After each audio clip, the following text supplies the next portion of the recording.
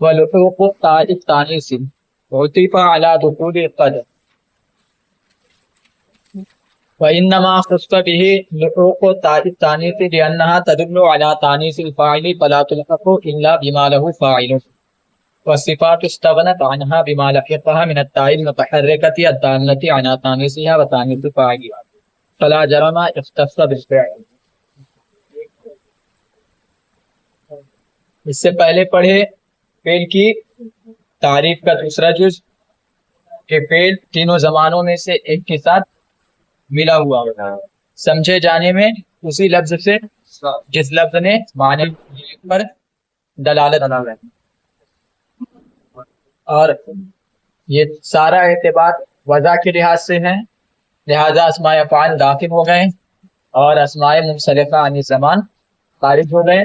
فعل مضارع داخل ہوگا کیونکہ فعل مضارع مشترک ہے دو زمانوں کے درمیان، یعنی کہ ایک وضع کے لحاظ سے ایک ہی سے ملا ہوا ہے، دو سے ملا ہوا نہیں ہے، اور اگر مان بھی لیا جائے تو دو کے ذمے میں ایک پایا جاتا ہے.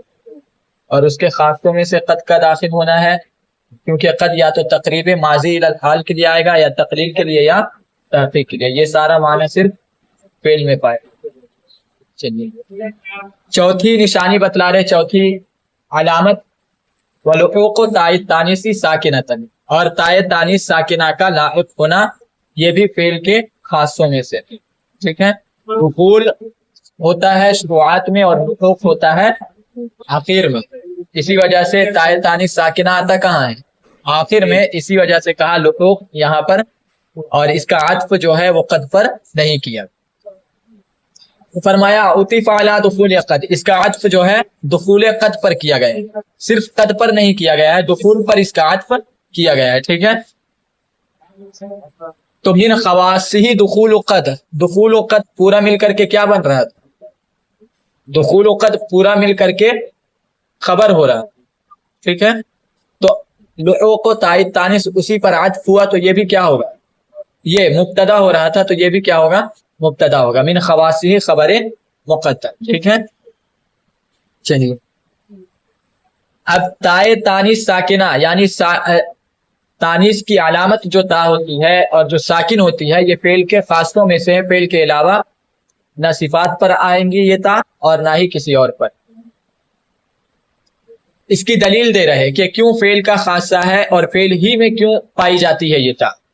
فرمایا کہ ایسا اس لیے کہ دیکھیے فعل جو ہوتا ہے اس کا فاعل جو ہے وہ مؤنث ہوتا ہے، فعل کبھی مؤنث مذکر نہیں ہوتا ہے، فعل نہ مؤنث ہوتا ہے نہ مذکر ہوتا ہے. مؤنث اور مذکر جو ہوتا ہے وہ فاعل ہوتا ہے، اور تا جو لاحق ہوتی ہے اس فاعل کے مؤنث اور مذکر ہونے کو بتلانے کے لیے آتی ہے، ٹھیک ہے. اور اسماء جو ہیں وہ مؤنث بھی ہو سکتے ہیں اور مذکر بھی ہو سکتے ہیں. تو فعل کیا ہمیشہ فاعل ہوگا؟ فعل کا معنی میں سے ہے کہ نسبت الی فاعل ما، کسی فاعل کی طرف اس کی نسبت ہوگی. اب وہ فاعل یا تو مذکر ہوگا یا مؤنث ہوگا، تو اس کو بتلانے کی ضرورت ہے، اس وجہ سے وہاں پر علامت تانیث لانے کی ضرورت ہے. اور ایک ہے صفات جو اسماء فاعل وغیرہ ہیں، یہ اس میں فاعل اس میں مفعول وغیرہ ہیں، ٹھیک ہے. یہ صفت خود بھی مؤنث ہو سکتا ہے، یہ صفت خود بھی مؤنث ہو سکتی ہے اور اس کے فاعل بھی مؤنث ہو سکتے ہیں، ٹھیک ہے. اور ادھر فعل مؤنث نہیں ہوتا ہے، صرف اس کے فاعل مؤنث ہوتے ہیں. اس میں فاعل اس میں مفعول وغیرہ یہ خود بھی مذکر مؤنث ہوتے ہیں اور ان کا فاعل بھی ہوتا ہے. اب ضرورت کیا تھی کہ فعل کے ساتھ ایک علامت تانیث ملے جو اس کے فاعل کی حالت کو بتلائے کہ مذکر ہے یا مؤنث ہے. اور ادھر ضرورت کیا تھی کہ اس میں صفت اس میں فاعل وغیرہ کے ساتھ ایسی علامت ملے جو اس کے مؤنث ہونے کو بھی بتلائے اور اس کے فاعل کے مؤنث ہونے کو بھی بتلائے. تو ادھر والی علامت اور ادھر والی علامت دونوں کیا ہوگی؟ الگ الگ ہوگی. یہ جو ہوگی یہ ایک چیز کا فائدہ دے گی، وہ کیا ہے؟ صرف فاعل کے مؤنث ہونے کی. اور ادھر جو علامت پائی جائے گی وہ دو چیز کا فائدہ دے گی، ایک فاعل کے مؤنث ہونے کی اور ایک چیز کے ساتھ مل رہی ہے اس کے بھی مؤنث ہونے کی. تو اب دیکھیے انہوں نے کہا کہ دیکھیے تائے تانیث ساکنہ جو ہے یہ فاعل کے مؤنث ہونے کی علامت، تو یہ اسی کے ساتھ ملے گی جس کا فاعل ہو، جس کا فاعل نہیں ہے وہ خارج ہو گیا، اس سے یہ تا نہیں مل سکتی۔ تو تمام حروف خارج ہو گئے، حروف کے ساتھ تائے تانیث ساکنہ نہیں مل سکتی۔ باقی رہے اسماء، تو ان میں سے کچھ ایسے ہیں جس کا فاعل نہیں ہوتا ہے، جیسے اسماء جامدہ، ٹھیک ہے، اور کچھ ایسے ہیں جس کا ہوتا ہے، جیسے اسماء مشتقہ۔ تو اب اسماء جامدہ نکل گئے، بچے کون؟ اسماء مشتقہ، جس کو ہم صیغہ صفت کہتے ہیں۔ تو صیغہ صفت میں بھی فاعل ہوتا ہے اور فعل میں بھی فاعل ہوتا ہے۔ تو اب احتمال صرف یہ ہے کہ تائے تانیث ساکنہ صیغہ صفت میں بھی آ سکتی ہے اور فعل میں بھی آ سکتی ہے۔ فرما رہے ہیں کہ صیغہ صفت میں بھی نہیں آئے گی، کیونکہ بتلایا کہ صیغہ صفت جو ہے وہ خود بھی مؤنث و مذکر ہو جاتا ہے اور اس کا فاعل بھی مؤنث و مذکر ہوتا ہے، برخلاف فعل کے کہ اس کا صرف فاعل مؤنث ہوتا ہے یا مذکر ہوتا ہے۔ تو ادھر والی علامت جو ہے یہاں فعل کے لیے جو ہمیں علامت چاہیے وہ صرف فاعل کے مؤنث ہونے کو بتلانے کے لیے چاہیے، دونوں کو بتلانے کے لیے نہیں چاہیے۔ اور تائے تانیث ساکنہ صرف فاعل کے مؤنث ہونے کی خبر دیتی ہے، جس پر داخل ہو رہی ہے اس کے مؤنث ہونے کی خبر نہیں دیتی ہے۔ جبکہ صفات کو ضرورت کس کی تھی کہ میرے مؤنث ہونے کی بھی خبر دے اور میرے فاعل کے مؤنث ہونے کی بھی خبر دے، تو تائے تانیث ساکنہ اس پر داخل نہیں ہو سکتی ہے، کیونکہ وہاں پر اس کی ضرورت ہے نہیں۔ تو صفات میں بھی داخل نہیں ہو سکتی۔ اب باقی کون رہا؟ فعل۔ کہے کیا تھے کہ تائے تانیث ساکنہ اسی پر آئے گی جس کا فاعل ہو۔ اسماء جامدہ کے فاعل نہیں ہے، حروف کے فاعل نہیں ہے، مصدر کا فاعل جو ہوتا ہے وہ ظاہر ہوتا ہے، خارج نہیں ہوتا ہے، اس کی اضافت کی جاتی ہے۔ باقی کون رہا؟ صیغہ صفت۔ اب کہہ رہے ہیں صیغہ صفت پر بھی تائے تانیث ساکنہ نہیں آ سکتی ہے، کیونکہ صیغہ صفت تقاضا کرتا ہے اپنی حالت کے بتلانے کا بھی اور اپنے فاعل کی حالت کا بھی بتلانے کا، اور تائے تانیث ساکنہ جو ہے اس کے اندر قدرت صرف فاعل کی حالت کو بتلانے کا کی قدرت ہے، اور کیا بولتے ہیں صیغہ صفت یا جس سے مل رہی ہے اس کی حالت کو نہیں بتلا سکتی۔ تو اس وجہ سے صفات کو اس کی ضرورت نہیں ہوئی۔ اب صفات کو ضرورت نہیں ہے تو اب باقی کون رہا؟ صرف اور صرف فعل باقی رہا۔ تو پتہ چلا کہ تائے تانیث ساکنہ صرف فعل پر آئے گا، اس کے علاوہ پر نہیں آئے گا۔ وہی کہنے ولحوق و تائے تانیث عطف علی دخول قد، اس کا عطف کیا گیا ہے دخول و قد پر۔ وانما خص به لحوق تائے تانیث، اور تائے تانیث کے لاحق ہونے کو، تائے تانیث سے مراد تائے تانیث ساکنہ، تائے تانیث ساکنہ کے لاحق ہونے کو فعل کے ساتھ خاص کیا گیا، لانها تدل علی تانیث الفاعل، کیونکہ تائے تانیث ساکنہ دلالت کرتی ہے فاعل کے مؤنث ہونے پر۔ فلا تلحق الا بما له فاعل، تو وہ اسی سے ملے گی جس کا فاعل ہو۔ حروف نکل گئے، اسماء جامدہ نکل گئے، باقی کون رہا؟ صیغہ صفت، ٹھیک ہے، اسماء مشتقہ۔ تو فرمایا والصفات استغنت عنها بما لحقها من التاء المتحركة الدالة على تانيثها وتانيث فاعلها، صفات کو اس کی ضرورت نہیں ہے۔ کیوں؟ اس لیے کیونکہ اس کو ضرورت کس کی تھی؟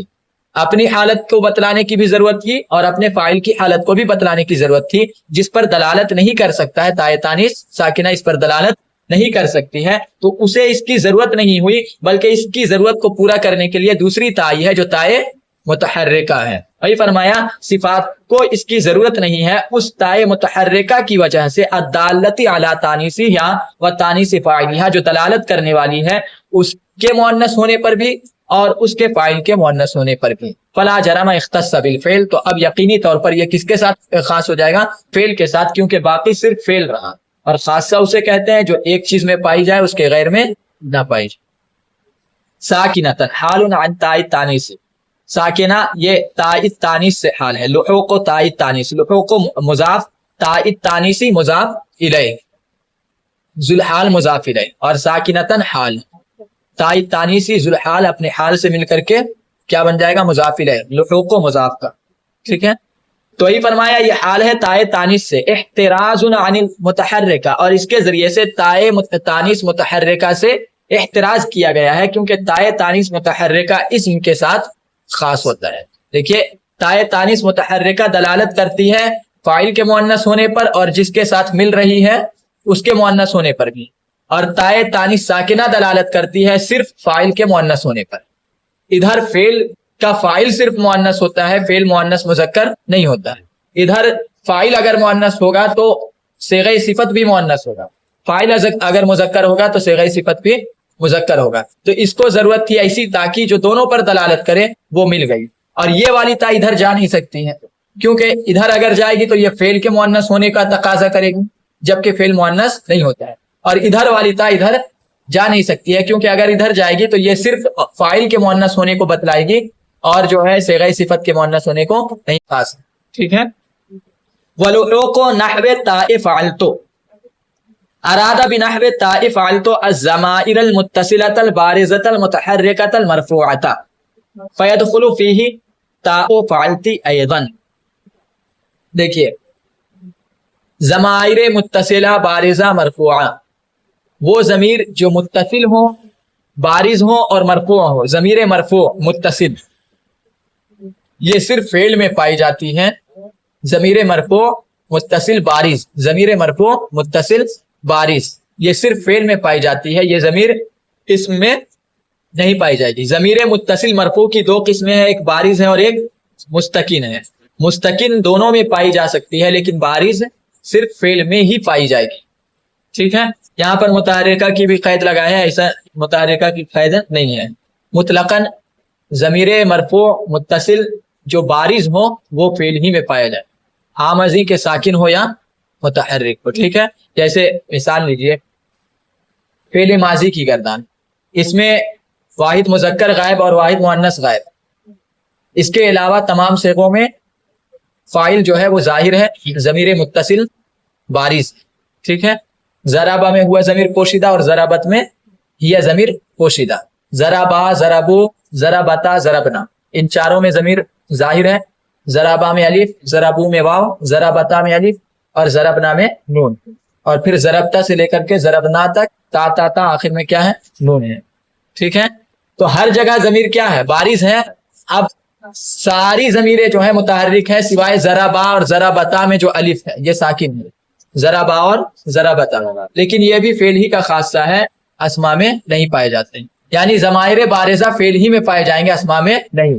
ضاربن، ضاربان، ضاربونا، یہ پوری گردان جو ہے ضاربتن، ضاربتان، ضارباتن، یہ ضارباتن، ان سب میں ضمیر ہمیشہ کیا نکلے گی؟ پوشیدہ نکلے گی. کبھی آپ یہ نہیں کہیے گا کہ ضاربونا میں واو ضمیر، واو ضمیر نہیں، واو علامت جمع ہے، واو ضمیر نہیں ہے.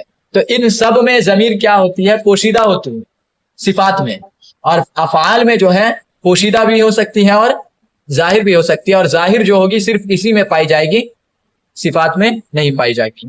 تو وہی فرمایا کہ ضمائر متصلہ بارزہ مرفوعہ یہ صرف فعل ہی کا خاصہ ہے، اس کے علاوہ میں نہیں پایا جا سکتا. یہ متحرکہ کی قید میں بتلا دیا ہوں، ایسے ہی لگی ہے، ورنہ متحرکہ کی قید نہیں ہے. ساکنہ بھی اگر بارز ہے تو وہ فعل ہی میں پایا جائے گا، اس کے علاوہ میں نہیں ہوگا. بارز ضمیر، بارز مرفوع جو ہے وہ صرف اور صرف فعل میں ہی ہوگا. ٹھیک ہے. دیکھیے تو یہاں پر انہوں نے جو کہا ہے ماتن صاحب نے کہ فالتو کی تا کے فالتو جیسی تا کا لاحق ہونا، فالتو جیسی تا کا لاحق ہونا، مراد ان کی مراد یہی ہے کہ ضمائر متصلہ بارزہ مرفوعہ ہو، ضمائر متصلہ بارزہ مرفوعہ ہو، متحرکہ کی قید نہیں لگائی گئی. ضمائر متصلہ بارزہ مرفوعہ ہو یعنی وہ ضمیر جو متصل ہو اور مرفوع ہو اور بارز ہو، پوشیدہ نہ ہو. فرمایا اس میں فالتی کی تا بھی آ گئی، فالتی کی تا بھی اس میں داخل ہو گئی. یہاں پر کوئی یہ ذہن میں لا سکتا تھا کہ ابھی ما سبق میں آپ نے کہا کہ تائے تانیث متحرکہ جو ہوتی ہے وہ اسم کا خاصہ ہے، فعل میں نہیں پایا جائے گا. آپ نے کہا تھا لاختصاصھا بالاسم، اس کے اسم کے ساتھ خاص ہونے کی وجہ سے. تو فالتی میں بھی تا جو ہے وہ تانیث کی علامت ہے. فالتا جو ہے واحد مذکر حاضر کے لیے اور فالتی واحد مؤنث حاضر کے لیے، اور یہ بھی تائے متحرکہ ہے. آپ نے کہا کہ تائے متحرکہ تانیث والی جو ہے وہ صرف اسم میں پائی جائے گی، حالانکہ ادھر فعل میں بھی پائی جا رہی ہے. تو اس کا جواب یہ دے رہے ہیں یہاں سے کہ فالتی کی تا اسی میں داخل ہے، اور یہ اس لحاظ سے نہیں ہے کہ یہ علامت تانیث ہے، بلکہ اس لحاظ سے کہ یہ ضمیر بارزہ مرفوعہ متصلہ ہے، ضمیر بارزہ مرفوعہ متصلہ ہے. تانیث کی علامت تو وہ زیر ہے اور ضمیر ہے تا، تا کیا ہے؟ ضمیر ہے. وذالک لأن ضمیر الفاعل لا يلحق الا بما له. اب یہاں سے دلیل دے رہے ہیں، اتنی بات سمجھ میں آ گئی؟ ضمائر بارزہ مرفوعہ متصلہ متحرکہ کی قید نہیں ہے. ٹھیک ہے. یعنی جو بھی ضمیر بارز ہو اور مرفوع ہو وہ فعل کا خاصہ ہے. وذلك لأن ضمير الفاعل إلا لا يلحق إلا بما له فاعل والفاعل إنما يكون للفعل وفروعه وحط فروعه عنه بمنع أحد نوعي الضمير. دیکھیے یہاں پر بھی وہی دلیل لائیے اسی طریقے سے. یہ ضمائر متصلہ مرفوعہ جو ہوتی ہے، ضمائر متصلہ بارزہ مرفوعہ، یہ فاعل کی ضمیر ہوتی ہے. یہ ہوتی ہے فاعل کی ضمیر، ٹھیک ہے، جہاں بھی پائی جائیں گی فاعل ہو کر کے ہی پائی جائیں گی، اور فاعل اسی کا ہوگا، یہ لہٰذا یہ ضمیر وہیں پائی جائے گی جس کا فاعل ہو. جس کا فاعل نہیں وہاں نہیں پائے جائیں گے. تو حروف نکل گئے، اسماء جامدہ بھی نکل گئے، باقی کون رہا؟ فعل اور صیغہ صفت جس کا فاعل ہوتا ہے. اب کہہ رہے ہیں کہ دیکھیے ابھی صرف ان دونوں میں احتمال باقی ہے، ایک فعل اور ایک صیغہ صفت. اب اگر صیغہ صفت کو نکال دیا جائے تو صرف کس میں پایا جائے گا؟ فعل میں خاصہ ہو جائے گا. تو دیکھیے صیغہ صفت میں یہ نہیں پایا جائے گا. کیوں؟ دیکھیے معاملہ یہ ہے کہ فعل اور صیغہ صفت، فعل اس میں اصل ہے، صیغہ صفت اس کا فرع ہے، اس کے مشابہ ہے، ٹھیک ہے. صیغہ صفت عمل کرتا ہے، اس میں فاعل اپنے فاعل کو رفع کرتا ہے، اپنے مفعول کو نصب کرتا ہے. یہ کیوں کرتا ہے؟ کیونکہ یہ فعل کے مشابہ ہے، فعل کے مشابہ ہے. لہذا اسماء افعال ہو گئے، اسماء مفعولہ ہو گئے، یہ سارے کے سارے کس کے مشابہ ہیں؟ فعل کے مشابہ ہیں اور فعل کے فروعات میں سے ہیں. اسی وجہ سے یہ عمل بھی کرتے ہیں. اور فعل کیا ہے؟ ان کا اصل ہے. اب دیکھیے اصل اور فرع میں فرق ہوتا ہے. اصل فرع ہر لحاظ سے اصل کے درجے میں نہیں آ سکتا ہے. اب یہ کہہ رہے ہیں کہ اگر اس میں دونوں ضمیریں پائی جاتی، ضمیر بارز بھی اور ضمیر مستقل بھی، تو فرع کا درجہ اور اصل کا درجہ برابر ہو جاتا ہے، دونوں میں کوئی فرق نہیں رہتا. تو اصل اور فرع کے درجے کو آگے پیچھے کرنے کے لیے ہم نے فرع میں جو ہے صرف ایک ہی ضمیر کو رکھا اور اصل میں دونوں ضمیر کو رکھا. تو اب معاملہ یہ ہو گیا کہ فعل میں دونوں ضمیریں آ سکتی ہیں اور فرع میں صرف اور صرف ضمیریں مستقل آ سکتی ہیں. تو اس کے اندر زیادہ صلاحیت ہوئی، اس کے اندر کم صلاحیت ہوئی، اصل بڑھ گیا اور فرع کم ہو گیا. تو یہ کہہ رہے ہیں کہ دیکھیے بات کہاں چلی تھی کہ یہ ضمائر فاعل کی ضمیریں ہیں اور یہ اسی میں پائی جائیں گی جس کا فاعل ہو. اب باقی کون رہا؟ فعل اور صیغہ صفت. صیغہ صفت کو نکال دے تو فعل کا خاصہ بن جائے گا. ہم نکال دے رہے ہیں صیغہ صفت میں، اس لیے یہ ضمیریں نہیں آ سکتی ہیں کیونکہ صیغہ صفت فعل کا فرع ہے اور فعل اس کا اصل ہے. اب دونوں میں اگر دونوں ضمیریں آ جائے، بارز اور مستقل دونوں، تو دونوں کا درجہ کیا ہو جائے گا؟ برابر ہو جائے گا. حالانکہ اصل اور فرع میں فرق ہوتا ہے. تو اس فرق کو برقرار رکھنے کے لیے اور برابری کو دور کرنے کے لیے ہم نے کیا کیا کہ فرع میں جو ہے ایک ہی ضمیر کو جائز رکھا اور اصل میں دونوں ضمیروں کو جائز رکھا. اب ضمیر بارز کو روک دیا اور ضمیر مستقل کو جانے دیا. تو ضمیر بارز کو جب روک دیا تو اس میں اب یہ خاص ہو گیا یا نہیں ہو گیا؟ کیونکہ دو ہی بچا تھا، فعل اور صیغہ صفت. اب صیغہ صفت سے جب روک دیے ضمیر بارز کو تو اب یہ صرف اور صرف فعل میں ہی پایا جائے گا، لہذا فعل کا خاصہ بن گیا.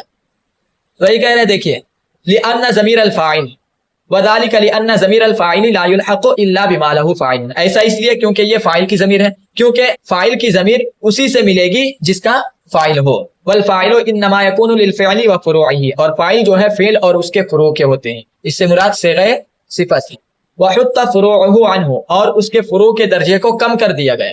بمنع احد نوعی الضمیر، ضمیر کی دو قسمیں کون کون سی؟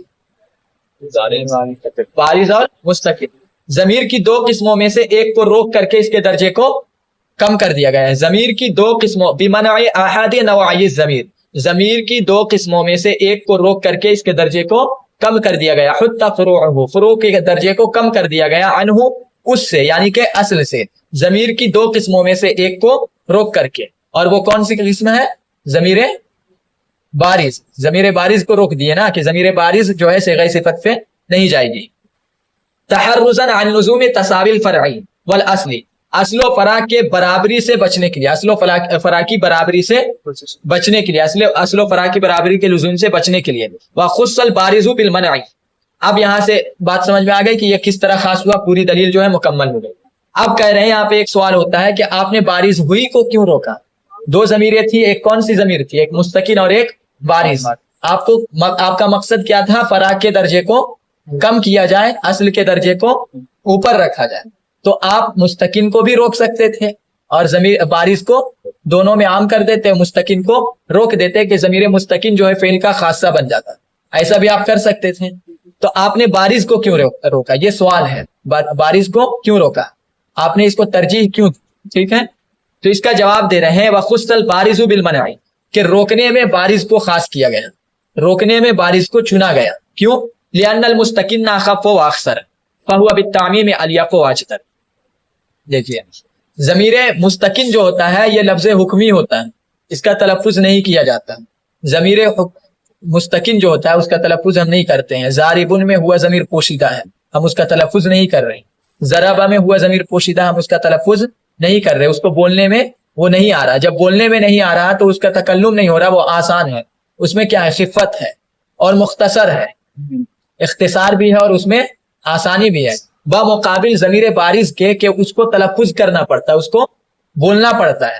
تو اس میں ایک گونا ثقالت بھی ہے اور ایک قسم کی اس میں جو ہے وہ طوالت بھی ہے. ٹھیک ہے, ادھر اختصار ہے, خفت ہے, اور ادھر کیا ہے, ثقالت ہے اور طوالت. تو اسی وجہ سے کہہ رہے ہیں کہ دیکھیے جو ضمیر روک دی جائے گی, جو ضمیر اس کا استعمال زیادہ ہوگا, یا جس کو نہیں روکا جائے گا اس کا استعمال زیادہ ہوگا. جس کو نہیں روکا جائے گا, اب جس کو نہیں روکا جا رہا اس کا استعمال زیادہ ہوگا. جس کا استعمال زیادہ ہے وہ تقاضا کس کا کر رہا کہ وہ زیادہ مختصر ہو, کیونکہ بار بار اس کو بولنے کی ضرورت پڑے گی, بار بار اس کے تکلم کی ضرورت پڑے گی. تو وہ تقاضا کر رہا کہ یہ آسان ہو, یہ ثقیل نہ ہو. اگر یہ ثقیل ہو جائے گا تو بار بار زبان کو کیا لازم آئے گی, دشواری لازم آئے گی. اس لیے یہ تقاضا کر رہا جو عام ہو, جو دونوں میں پایا جائے, اس کا تقاضا یہ ہے کہ یہ ضمیر آسان ہو, یہ ضمیر مختصر ہے. اور ضمیر بارز کیا ہے, آسان اور مختصر نہیں ہے. تو اسی وجہ سے انہوں نے جو ہے ضمیر بارز کو چنا کہ اس کو خاص کر دیا جائے تاکہ بار بار اس کا تکلم لازم نہ آئے, اور ضمیر مستقیم کو عام رکھا تاکہ چونکہ اس کا استعمال کثیر ہوگا, اور کثیر ہوگا, یہ مختصر ہے, یہ خفیف ہے, اسی وجہ سے اس کو کیا رکھا, عام رکھا. تو فرمایا اس لیے لأن المستقن اخف و اخسر, کیونکہ ضمیر مستقن یہ زیادہ خفیف اور زیادہ مختصر ہے. فهو بالتعمیم الیق و اجدر, تو یہ فعل اور اسم کے درمیان عام ہونے میں زیادہ لائق اور زیادہ مناسب ہے. فعل اور اسم کے درمیان عام ہونے کے زیادہ لائق اور زیادہ مناسب ہے, کیونکہ جو عام ہوگا اس کا استعمال کثیر ہوگا, اور جس کا استعمال کثیر ہو وہ تقاضا کر رہا کہ وہ خفیف ہو اور مختصر ہو. ٹھیک ہے, تھوڑا سا اور پڑھ. الماضی ما دل فعل دل بحسب اصل الوضع فانه المتبادر من الدلاله على زمان قبل زمان الحاضر الذي انت فيه قبليه ذاتيه. دیکھیے ماضی وہ فعل ہے جو دلالت کرے ایسے زمانے پر جو تیرے زمانے سے پہلے ہو. ٹھیک ہے, اس سے پہلے فعل کی تعریف میں ہم نے پڑھ لیا کہ فعل وہی ہو سکتا ہے جس میں معنی مصدری پایا جائے. تو یہاں پر صرف زمانہ کا ذکر کیا, معنی مصدری اس وجہ سے نہیں کہا کیونکہ مقسم جو ہے وہ اپنی قسم میں پایا جاتا ہے, بتلا چکے, مقسم اپنی قسم میں ہمیشہ پایا جائے گا. تو ماضی ہمیشہ فعل ہوگا, اور فعل ہوگا یعنی اس میں معنی مصدری پایا جائے گا جو زمانے سے ملا ہوا ہوگا. تو ماضی وہ فعل ہے جو دلالت کرے ایسے زمانے پر جو تیرے زمانے سے پہلے ہو. اب یہاں پر انہوں نے دلالت کا ذکر کیا. دلالت کی آپ نے کئی ساری قسمیں پڑھی ہیں, دلالتیں وضعیہ, دلالتیں طبعیہ, اور دلالتیں عقلیہ. تو اب دیکھیے یہاں پر دلالت سے مراد کہہ رہے ہیں کہ دلالت وضعیہ ہے, اصل وضع کے اعتبار سے دلالت, کیونکہ یہی دلالت سے متبادل. انہوں نے تفسیر کی ہے, تفسیر میں انہوں نے دلہ بحسب اصل الوضع کہا. ٹھیک ہے, اور مفسر کون ہے, دلہ. تو انہوں نے دلہ سے کون سی دلالت مراد لی, دلالت وضعیہ. ٹھیک ہے, اب یہاں پہ سوال یہ ہوا کہ آپ نے یہ دلالت مراد لی ہے تو کس طرح لی, ہاں, کہ آپ کے پاس کیا دلیل ہے کہ یہی مراد ہے, دلالت طبعیہ یا عقلیہ مراد نہیں ہے, اور دلالت وضعیہ مراد ہے, اس پر دلیل کیا ہے؟ تو فرمایا فإنہ المتبادر من الدلالہ, کیونکہ دلالت سے یہی متبادر ہوتا ہے, یہی سمجھا جاتا ہے. جب بھی دلالت ذکر کیا جائے تو ذہن جو ہے جس دلالت کی طرف ذہن بڑھتا ہے وہ دلالت وضعیہ ہی ہوتا ہے. ایسا کیوں؟ کیونکہ آپ نے پڑھا ہے کہ دلالت کی قسموں میں سب سے زیادہ کامل یعنی سب سے زیادہ صریح کون سی دلالت, دلالت وضعیہ, کیونکہ اور چیزوں میں خاص نہیں کیا جاتا اور اس میں کیا کیا جاتا ہے, خاص کیا جاتا ہے. وضع کس کو کہتے ہیں, ایک چیز کو دوسرے کے مقابل خاص کر دینا, یعنی لفظ یہاں پر معنی کے ساتھ خاص ہوتا ہے. ٹھیک ہے, تو یہ دلالت جو ہے یہ کامل ہے, اور دلالت عقلیہ طبعیہ جو ہے یہ کامل نہیں ہے. اور قاعدہ ہے کہ جب مطلق ذکر کیا جائے تو اس وقت مراد کون ہوتا ہے, فرد कामिल मुराद होता है। मुतलक जब किसी चीज को कहा जाए तो उस वक्त जहन किसकी तरफ बढ़ेगा, फर्द कामिल की तरफ, यानी उसका जो एक कामिल फर्द है। मिसाल के तौर पर हम जब कहते हैं हमारा रसूल, ठीक है, या हमने कहा नबी, ठीक है, तो इस वक्त नबी और रसूल से क्या मुराद आप समझेंगे, हुजूर अलैहिस्सलातु वस्सलाम, क्योंकि वस्फ़ रिसालत में कामिल कौन है, हुजूर अलैहिस्सलातु वस्सलाम। तो मुतलक जब जिक्र किया जाए तो उस वक्त मुराद उसका फर्द कामिल होता है। जब किसी चीज को हम मुतलकन कहें तो जहन किसकी तरफ बढ़ता है, फर्द कामिल की तरफ। तो जब यहाँ पर दलालत मुतलकन कहा, दलालत वज़इया भी नहीं कहा, तबइया भी नहीं कहा और अक़लिया भी नहीं कहा, तो जहन किसकी तरफ बढ़ रहा है, दलालत वज़इया की तरफ, क्योंकि ये इस मुतलक का फर्द कामिल है। तो वही कहा कि दलील, दलालत से मुराद दलालत वज़इया है। इस पर दलील ये है कि दलालत से यही मुतबादिर होता है, इसलिए क्योंकि ये मुतलक इस मुतलक का फर्द कामिल है। ठीक है भाई, देखिए ऐ फ़िअलुन दल्ला बिहस्बि अस्लिल वज़ा, यानी कि ऐसा फेल जो असले वज़ा के एतबार से दलालत करे। तो यहाँ पर इन्होंने क्या कह दिया कि दलालत से मुराद दलालत वज़इया है। असले वज़ा जो कहा, इसका मतलब क्या कि दलालत से मुराद दलालत वज़इया है। अब दलील क्या है, तो फरमाया फ़इन्नहुल मुतबादिरु मिनद दलाला, क्योंकि दलालत से यही समझा जाता है और जहन इसी की तरफ बढ़ता है। और दूसरी चीज ये भी कि मैं बतला चुका हूं, तारीफ में जो है एतबार किसका होता है, वज़ा का होता है। नहवी हजरात जो भी तारीफ करेंगे वहां पर एतबार किसका होता है, वज़ा का। तो इस लिहाज से भी पता चलता है कि दलालत से मुराद दलालत वज़इया है। अला ज़मानिन क़ब्ल ज़मानिक, ऐसे जमाने पर जो आपके जमाने से पहले हो। अल हाज़िरिन लज़ी अंत फ़ी, यानी ऐसे जमाने पर जो आपके जमाने से पहले हो। अल हाज़िरिन लज़ी अंत फ़ी, जिस जमाने में आप मौजूद हैं। क़ब्लियतन ज़ातियतन, क़ब्लियत ज़ाती के तौर पर। पढ़ा दे इसको।